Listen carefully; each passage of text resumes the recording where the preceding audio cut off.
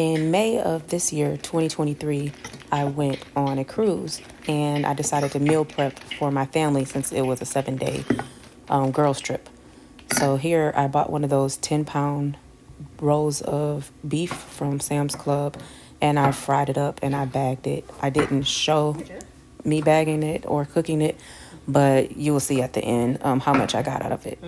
Here I am cutting up some green peppers that I am going to freeze for meals for them, like chili, spaghetti.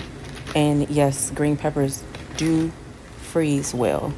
As long as you put the green peppers in and you get as much air out, as you can see here, I'm trying to press down and press out as much air as I can out of it.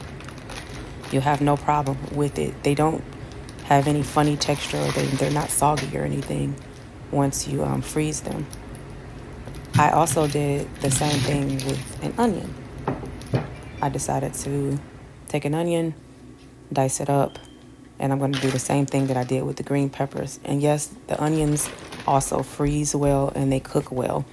As long as you're not trying to put these things in and have them in their raw state, like in a salad or something like that, I wouldn't do that. I don't think the texture would be good, but as long as you get the air out and freeze them so that they won't freeze or burn, you have no problems when you're sauteing it. And it makes for such a great experience when you're cooking and you do not have to cut these things up. Next, I'm gonna grate some cheese.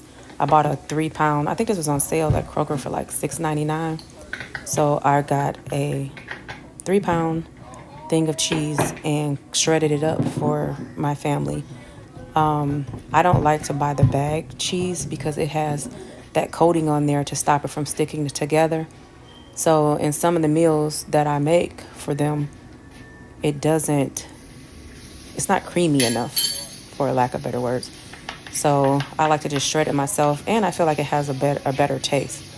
Now at this particular time in my life, as I'm editing this video, this is the end of August. I think today is August 28th, 2023.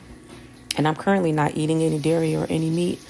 But in this video, I was. So this is why I put a little bit of cheese aside right there, because I wasn't supposed to leave for a couple days. And the rest of it, I'm going to bag. I am not going to freeze this cheese, but I am going to put it in the refrigerator, and it'll stay just fine.